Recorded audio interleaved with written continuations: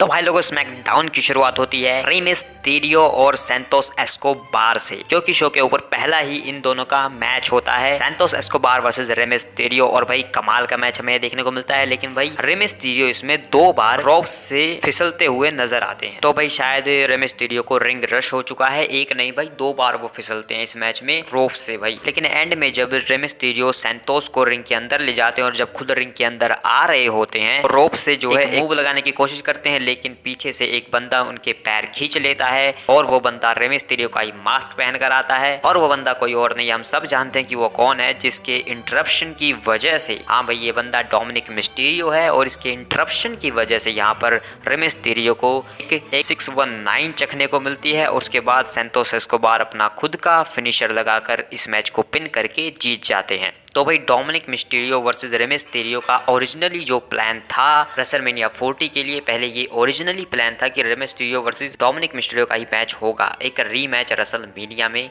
जो कि hair versus mask match होगा। तो अब शायद उसकी शुरुआत होते ही हमें यहाँ पर नजर आती है। तो भाई शायद रे मिस्टीरियो का रिटायरमेंट का टाइम आ गया है, क्योंकि ये मैच उनका लास्ट मैच होने वाला था अकॉर्डिंग टू रिपोर्ट्स। उसके बाद भाई शो पर एक टैग टीम मैच होता है रेसलमेनिया के 6 pack disputed tag team championship qualification के लिए, जो कि Luke Gallows, Karl Anderson versus Austin Theory and Grayson Waller के बीच होता है। बढ़िया सा मैच हमें ये देखने को मिलता है। एंड में यहाँ पर ऑस्टिन थ्योरी एक डर्टी रोल अब पिन करके ग्रेसन वॉलर की वजह से यहाँ पर इस मैच को जीत जाते हैं ग्रेसन वॉलर और ऑस्टिन थ्योरी, और वो अपने आप को क्वालिफाई कर लेते हैं सेमीफाइनल्स के लिए। इसके बाद बैक स्टेज में बेली आती हैं और वो नायोमी से बात करती हैं। नायोमी से काफी अच्छे से वो बात कर रही होती हैं, वो बेली के ऊपर ट्रस्ट दिखा रही है और उनकी मदद कर रही है। तो नायोमी को थैंक्स कहती हैं, लेकिन तभी वहाँ पर बियांका ब्लेयर आ जाती है और वो कहती हैं कि तुम्हें इसकी मदद बिल्कुल नहीं करनी चाहिए, ये वो इंसान है जिसकी वजह से डैमेज कंट्रोल आज यहाँ पर है और वो इसे तंग कर रहा है और इसे सिर्फ उन्हीं चीज़ों की सजा मिल रही है जो इसने की। तो भाई यहाँ पर काफ़ी बहस होने लगती है बेली और बियांका के बीच, लेकिन नायोमी जो है बियांका ब्लेयर को यहाँ से कहीं और लेकर चली जाती हैं, बेली से दूर ले जाती हैं और फिर अकेले में उसे समझाती हैं कि देखो तुम भी हमारी मदद कर सकती हो अगर तुम चाहो तो। देखो पहले जो हुआ वो भूल जाओ, वो अतीत की बातें हैं, अब हमें भविष्य देखना चाहिए। बेली के साथ अब गलत हो रहा है, हमें उसकी मदद करनी चाहिए। अभी मेरा मैच है तो मैं जा रही हूँ। तो भाई शो के ऊपर इयो स्काई वर्सेस नायोमी का मैच होने वाला होता है, लेकिन उससे पहले ही जो है इयो स्काई वहां पर बेली के ऊपर अटैक कर देती हैं बैक स्टेज में। उसके बाद अपना मैच लड़ने के लिए जाती हैं। फिर शो के ऊपर ये मैच होता है इयो स्काई वर्सेस नायोमी, और एंड में यहाँ पर डैमेज कंट्रोल के इंटरप्शन की वजह से नायोमी जब अपना फिनिशर लगा रही होती है तो इयो स्काई उसे रिवर्सल करके अपना खुद का मूव शॉट फिनिशर लगाकर टॉप रोप से इस मैच को पिन करके जीत जाती है। लेकिन भाई डैमेज कंट्रोल है, ऐसे ही थोड़ी ना जाएंगे। तो पूरी डैमेज कंट्रोल भाई बिल्कुल झुंड में चारों के चारों एक बेचारी नायोमी को धोने लगते हैं। लेकिन नायोमी पलटवार करने की कोशिश करती है, लेकिन वो कुछ नहीं कर पाती है। लेकिन तभी यहाँ पर बियांका ब्लेयर फाइनली जो है नायोमी की मदद करने के लिए आती हैं और वो काफी प्रयास करती हैं मदद करने का, लेकिन और वो कुछ नहीं कर पाती हैं और नायोमी और बियांका ब्लेयर दोनों ही यहाँ पर धराशायी हो जाते हैं और डैमेज कंट्रोल अभी भी स्टैंड ऑल करती है यहाँ पर। तो भाई तुम सोच रहे हो कि बेली मदद करने के लिए क्यों नहीं आई, क्योंकि भाई मैच से पहले ही उसको धो दिया था ना ये उसका ने, इसीलिए नहीं आई। तो भाई नायोमी के ऊपर जो है पॉइजन मिस्ट का इस्तेमाल किया था आस्का ने, तो उस वजह से बियांका ब्लेयर जो है बैक स्टेज में नायोमी का चेहरा जो है साफ कर रही होती है। तभी वहाँ पर ट्रिफनी स्ट्रैटन आ जाती है और वो थोड़ा मजाक उड़ाने लगती है बियांका और नायोमी का, लेकिन बियांका कुछ नहीं कर सकती, फिलहाल उन्हें अपनी दोस्त की मदद करनी है। तो इसलिए ट्रिफनी मजाक उड़ाकर यहाँ से चली जाती है बियांका और नायोमी का। उसके बाद बैक स्टेज में कोडी रोड्स और निक ऑल्डिस जो है आपस में कुछ बातें कर रहे होते हैं, पता नहीं क्या बातें करते हैं, क्योंकि चीजें यहाँ पर म्यूट कर दी गई थी, हमें सुनाई नहीं दे रहा था कि वो क्या बातें कर रहे हैं। लेकिन बैक स्टेज में वहां पर पीछे हम देख सकते हैं कि एक शातिर चतुर इंसान पॉल हेमन जो है इनकी बातें सुन रहा है। इसके बाद जो है केविन ओवेंस बैक स्टेज में निक ऑल्डिस से कुछ इंपॉर्टेंट बात करने वाले थे, लेकिन तभी वहां पर प्रिटी डडली आ जाते हैं और वो आकर कहने लगते हैं कि हमारा रेसलमेनिया का स्टेटस क्या होने वाला है, तुम निक ऑल्डिस तुम कुछ करते क्यों नहीं। और तभी केविन ओवेंस भड़क जाते हैं कि तुम लोग क्या कर रहे हो, यहाँ पे कुछ इंपॉर्टेंट बात करने वाला था निक से और तुम आकर यहाँ पर इंटरप्ट कर रहे हो मुझे। तो प्रिटी डडलीज कहने लगते हैं कि हमें भी रेसलमेनिया का मूवमेंट चाहिए, तुम भी तो जा रहे हो रेसलमेनिया मैच करने। तो केविन ओवेंस कहते हैं तुम्हें मैच ही करना है ना, तो ठीक है तुम दोनों और मैं और मेरा एक पार्टनर लड़ेंगे तुमसे। तो प्रिटी डडली कहते हैं कि तुम्हारा पार्टनर कौन है, तुम्हारा पार्टनर, तुम्हारा कोई दोस्त ही नहीं है यहाँ पर। तो केविन ओवेंस कहते हैं नहीं मेरे पास अच्छा दोस्त है, काफी बढ़िया दोस्त है मेरा वो। तो भाई केविन ओवेंस अचानक से किसी को कहते हैं कि क्या तुम मेरे साथ पार्टनरशिप करोगे एक टैग टीम मैच में इनके खिलाफ। तभी प्रीटी डडलीज डर जाते हैं क्योंकि उन्हें सामने खड़े हुए दिखते हैं the Viper apex predator Randy Orton. और रैंडी ऑर्टन कहते हैं कि हाँ जरूर करूंगा मैं, वैसे मुझे तुम्हारी ये जैकेट काफी पसंद आई। वो प्रीटी डडली को ऐसा कहते हैं। उसके बाद वहां से चले जाते हैं केविन और रैंडी ऑर्टन, लेकिन प्रीटी डडली जब खड़े हुए होते हैं तो उन्हें लगता है एक मुक्का दोनों के ऊपर, भाई दोनों चेहरे के ऊपर। भाई केविन आजकल एक ही मुक्के से दो बंदों को बजा देते हैं। इसके बाद भाई एले नाइट को अरेस्ट कर लिया गया है, वो हमें दिखाया जाता है जहां पर एजे स्टाइल्स अपने घर में जिम कर रहे होते हैं और तभी उन्हें कुछ आवाजें आती हैं तो वो बाहर जाकर चेक करते हैं तो उन्हें सामने नजर आते हैं एले नाइट ये करके चिल्ला रहे होते हैं और तभी आकर वो जो है अटैक कर देते हैं एजे स्टाइल्स पर। यहाँ पर जो है कैमराज ऑफ हो जाते हैं, चीज़ें सेंसर हो गई, भाई पता नहीं क्या हो रहा है इन दोनों के बीच अब। लेकिन तभी भाई पुलिस आ जाती है और पुलिस के कैमरा से हमें पता चलता है कि ये दोनों गार्डन में कुश्ती खेल रहे हैं। उसके बाद पुलिस जो है एले नाइट को अरेस्ट कर लेती है क्योंकि वो घर में घुस के मारे हैं, लेकिन एले नाइट को एजे स्टाइल्स फिर भी यहाँ पर पुलिस के सामने ही बजाने लगते हैं। भाई एजे स्टाइल्स को अरेस्ट क्यों नहीं किया, वो सामने पुलिस के सामने वो एले नाइट को मार रहे हैं। तो भाई एले नाइट को यहाँ पर पुलिस जो है अरेस्ट करके ले जाती है। भाई मुझे लगा था ये लोग घर में कुछ टॉम एंड जेरी की तरह पूरा घर बर्बाद करेंगे, यहाँ पे तो कुछ भी नहीं हुआ। इससे अच्छा तो ये लोग स्मैकडाउन के रिंग में ही लड़ लेते। इसके बाद एक और tag team qualification tournament match होता है Street profit versus Authors of Pain के बीच। तो भाई इन दोनों की तो वैसे ही राइवलरी चल रही होती है तो उसी प्रकार का ये मैच होता है। काफी अच्छा सा हमें ये मैच देखने को मिलता है दोनों ही तरफ से। लेकिन भाई एंड में जब यहाँ पर एओपी अपना फिनिशर लगाने के लिए जाती है तो फिनिशर को रिवर्सल करके यहाँ पर मॉन्टेज फोर्ड एक रोल अप पिन करके इस मैच को जीत जाते हैं। अरे भाई स्मैकडाउन है कि रोल डाउन हो रहा है, यहाँ पर शायद 2 मैचेस रोल अप की वजह से ही खत्म हो चुके हैं। वेल ये दोनों अपने आप को आगे के लिए क्वालिफाई कर लेते हैं। उसके बाद भाई ब्रॉन ब्रेकर की एक हाइप क्लिप दिखाई जाती है और रोमन रेंस को भी दिखाया जाता है पैट मैकेफी के शो के ऊपर। उन्होंने काफी कुछ बातें कही, लेकिन सबसे इंपॉर्टेंट बात कि उन्होंने कहा कि मैंने इन चीजों को इतना रेलेवेंट बनाया, रेसलिंग को इतना रेलेवेंट बना दिया आज के टाइम पर कि हॉलीवुड खुद चलकर मेरे पास आया है। इसके बाद पॉल हेमन को दिखाया जाता है और वो जो है कॉल करते हैं रोमन रेंस को और उन्हें शो के ऊपर इनवाइट करते हैं, कहते हैं कि आ जाइए, लोग आपका बेसब्री से इंतजार कर रहे हैं। उसके बाद रोमन रेंस जो है स्मैकडाउन पर अराइव होते हैं, स्मैकडाउन पर आते हैं और अपनी एंट्रेंस करते हैं और भाई रोमन रेंस के ग्राफिक को चेंज कर दिया गया है, द ओनली वन लगा दिया गया है उनके ग्राफिक पर और आज वो फैमिली अबव ऑल वाली नई जैकेट पहनकर आए थे। उसके बाद रोमन रेंस माइक लेते हैं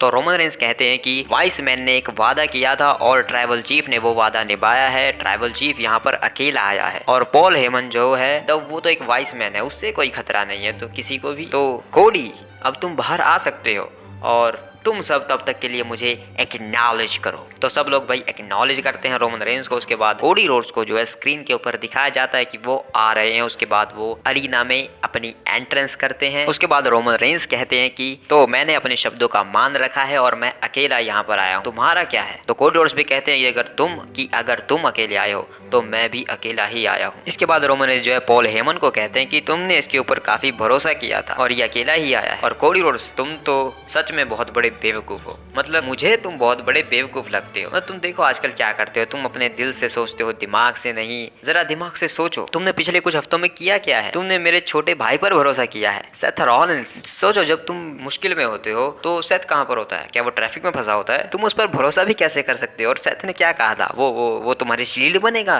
मेरे खिलाफ। तो सोचो जरा शील्ड क्या है, शील्ड क्या थी, तुम्हें याद होना चाहिए। वो हम थे, हम एक साथ हुआ करते थे। मैं उसे अपनी फैमिली मानता था, मैं उसके ऊपर पूरा भरोसा करता था, मेरा भाई था वो। लेकिन उसने क्या किया, उसने मेरे पीठ पीछे एक चेयर बजाई और उसने मुझे धोखा दे दिया। और तुम क्या सोचते हो वो तुम्हारे साथ ऐसा नहीं करेगा, इसलिए मुझे तुम सबसे बड़े पागल लगते हो जो तुम मेरे छोटे भाई सेथ रॉलिंस के ऊपर भरोसा करते हो। इसके बाद कोडी रोड्स कहते हैं कि क्या तुम मुझसे पूछ रहे हो कि मुझे शील्ड याद है कि नहीं। हाँ, तो मुझे काफी अच्छे से याद है कि शील्ड जो है सबसे बेस्ट हुआ करती थी और वो अनस्टॉपेबल थी, कभी रुक नहीं सकती थी। लेकिन अंत में क्या हुआ, तो जरा मैं तुम्हें याद दिला दूं कि रोड्स नाम काफी जुड़ा हुआ है शील्ड के खात्मे से। और तुम बात करते हो बिट्रेल्स की, फैक्शंस की, तो मैं सब जानता हूँ इन सब के बारे में, मैं हर चीज जानता हूँ। मैं भले यहाँ पर नहीं था लेकिन मैं सब देख रहा था। तुम फैमिली अबव ऑल कहते हो, मैंने सब कुछ देखा है यहाँ पर। और तुम कहते हो कि मुझे सेथ रॉलिंस के ऊपर भरोसा करना चाहिए या नहीं, तो मैं ऑडियंस से पूछना चाहूँगा क्या मुझे सेथ रॉलिंस पर भरोसा करना चाहिए? तो भाई ऑडियंस पूरी सपोर्ट दिखाते कि हाँ करना चाहिए। अबे कैसी ऑडियंस है भाई ये ऑडियंस तो ना कोडी रोड्स को मौत के कुएं में धकेल रही है जानबूझकर। इसके बाद कोडी रोड्स कहते हैं कि देखो मैं जानता हूँ कि सेथ रॉलिंस और मेरी ज्यादा नहीं बनती है और वो मुझसे नफरत भी करता है कहीं ना कहीं, लेकिन वो मुझसे ज्यादा नफरत तुमसे करता है। और क्या मैं सेथ रॉलिंस पर भरोसा करता हूँ? तो हाँ मैं करता हूँ। लेकिन क्या तुम अपने पार्टनर के ऊपर भरोसा कर सकते हो, अपने भाई के ऊपर, द रॉक पर? इसके बाद भाई रोमन रेंस के एक्सप्रेशंस बदल जाते हैं और फिर कोडी रोड्स कहते हैं कि मुझे तो समझ में भी नहीं आता कि तुम्हारी जो द ब्लड लाइन है उसमें चलती किसकी है, ट्राइबल चीफ की या फिर द फाइनल बॉस की? इसके बाद रोमन रेंस कहते हैं कि हाँ हाँ बस यही आता है तुम्हें, एक नेता की तरह बड़े बड़े भाषण देना, लोगों से झूठे वादे करना जिनके ऊपर तुम कभी खरे नहीं उतर सकते, और लोग तुम्हें काफी पसंद भी करते हैं। तो सुनो सुनो सब लोग यहाँ पर, किसी को ऑटोग्राफ चाहिए चलो अपने बच्चों को आगे भेजो, ये ऑटोग्राफ देगा सबको, चलो भेजो। सच बताऊं तो ये सिर्फ एक दोगला इंसान है, झूठे वादे करता है। और दोगले से याद है तुम तो हमेशा नंबर 2 ही रहने वाली हो। वैसे मैं काफी अप्रिशिएट करता हूँ इसे, ये नंबर 2 पर है और काफी सबसे greatest of all time number 2 है ये, और ये हमेशा वही रहने वाला है नंबर 2, क्योंकि नंबर 1 तो हमेशा मैं ही रहने वाला हूँ। इसके बाद कोडी रोड्स कहते हैं कि चलो अब असली बात करते हैं, तुम यहाँ पर बचपन से हो, यहीं पर पले बड़े हो, मैं भी तुम्हारे साथ, और जब भी हम आईने में देखते होंगे अपने आप को बचपन में, तो हम हमेशा यही सोचते होंगे कि हमें बनना है नया next Stone Cold, Hulk Hogan, the Rock, Ric Flair, हम वो बनेंगे। हम ऐसा ही सोचते होंगे बचपन में। और अब मैं इतनी बात जरूर समझ चुका हूँ कि अब जो आगे आने वाली जनरेशन होगी, अगर वो अपने आप को आईने में देखेगी तो वो हमेशा यही बोलेगी कि हमें जो है नया रोमन रेंस बनना है, अगला रोमन रेंस बनना है, क्योंकि यही तुम्हारे भाग्य में है। और तुम कह रहे हो कि मैं नंबर 2 हूँ, ग्रेटेस्ट ऑफ ऑल टाइम का नंबर 2 हूँ मैं, और यही मेरे भाग्य में है। तो सुनो, जब मैं रेसलमेनिया में तुम्हें हराऊंगा, तुम्हारी उस टाइटल को अपने कंधे पर लूंगा, तो उसके बाद मैं बन जाऊंगा नंबर 1, और मैं तुम्हें शुभकामनाएं देता हूं अपने मैच के लिए। इसके बाद भाई कोडी रोड्स हैंड शेक करने की कोशिश करते हैं रोमन रेंस से। भाई पिछली बार तो हैंड शेक कर लिया था रोमन रेंस ने, लेकिन इस बार ना, रोमन रेंस यहाँ पर पहले हाथ आगे करते हैं, लेकिन उसके बाद यहाँ से चले जाते हैं। भाई धीरे धीरे जाते हैं रोमन रेंस यहाँ से बाहर, और बाहर जाने के बाद वो चुटकी बजाते हैं। हाँ भाई कई लोगों का मानना है कि रोमन रेंस जो है वो थैनोस है फिलहाल के टाइम पर, और थैनोस चुटकी बजाता है। वेल रोमन रेंस के चुटकी बजाने पर यहाँ पर कोडी रोड्स धूल बनकर तो नहीं उड़ते हैं, लेकिन यहाँ पर सोलो सिकोआ और जिमी ऊसो आ जाते हैं। तो भाई रोमन रेंस ने अपने वादे का मान नहीं रखा, रोमन रेंस अकेले नहीं आए हैं, तो इसलिए भाई कोडी रोड्स भी अकेले नहीं आए हैं। यहाँ पर सेथ रॉलिंस और जे ऊसो भी आ जाते हैं। तो भाई जिस बंदे के साथ सेथ रॉलिंस जैसा चालाक इंसान हो, वो अपने वादे को निभाएगा कैसे, एक्सेप्ट कर सकते हो? तो भाई रोमन रेंस का प्लान का कचरा हो जाता है। तो रोमन रेंस कहते हैं कि मूड खराब कर दिया तुमने, तौबा तौबा, मैं तो चला यहाँ से। और यहीं पर जो है स्मैकडाउन का शो खत्म हो जाता है। अगले हफ्ते के लिए बियांका ब्लेयर वर्सेस डकोटा काय के मैच को ऑफिशियल कर दिया गया है, और भाई टैग टीम क्वालिफिकेशन मैचेस भी होंगे, Street profit versus Grayson Waller and Austin Theory, New Catch Republic versus Legado Fantasma. और अगर प्रेडिक्शन करूं तो भाई ऑस्टिन थ्योरी और ग्रेसन वॉलर और द कैच रिपब्लिक यानी कि बुच और टाइलर बेट आगे जाने वाले हैं, लेकिन मैं चाहूंगा कि हुम्बर्टो और एंजल गार्जा आगे जाएं फाइनल में, क्योंकि मैं उन्हें रेसलमेनिया में रेसल करते हुए देखना चाहूंगा। इसी के साथ भाई Kevin Owens and Randy Orton versus pretty Dudley के मैच को भी ऑफिशियल कर दिया गया है अगले हफ्ते के लिए। और शो के ऊपर जेड गार्गिल की एक हाइप क्लिप दिखाई गई थी, जिसके बाद ऑफिशियल हुआ कि वो अगली स्मैकडाउन पर एक ऑफिशियली अपीयरेंस करने वाली हैं स्मैकडाउन के सुपरस्टार के तौर पर। तो भाई मोहतरमा के दर्शन होने वाले हैं, देखेंगे कि किसके साथ उनकी स्टोरी आगे बढ़ती है। और भाई इसी के साथ मैंने ब्लड लाइन सिविल वॉर 2 के बारे में बात की है एक वीडियो में, जिसके थंबनेल कुछ शॉकिंग एंडिंग वाले हैं रेसलमेनिया की, और वो एक नहीं है वो 2 हैं। 2 वीडियोस में मैंने शॉकिंग एंडिंग्स की बात की है, क्योंकि दोनों जो है एक दूसरे से कनेक्टेड हैं। तो मैंने प्लेलिस्ट बना रखी है, तुम जाकर देख सकते हो, यहाँ पे भी लगा दूंगा। और मिलते हैं किसी और वीडियो में, तब तक के लिए बाय बाय।